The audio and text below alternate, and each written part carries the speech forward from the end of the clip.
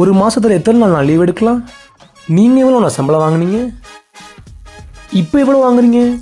5000 தான் இன்க்ரிமெண்ட்டா? ஓகே.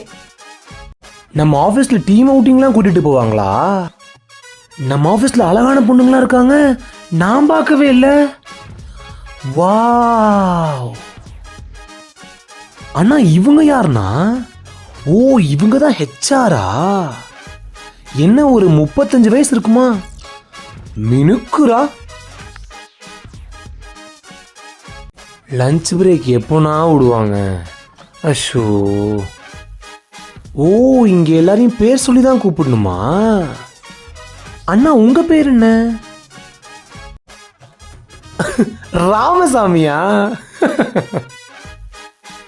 ஹே ராமசாமி. ஹாய் ராமசாமி. வரட்டா ராமசாமி?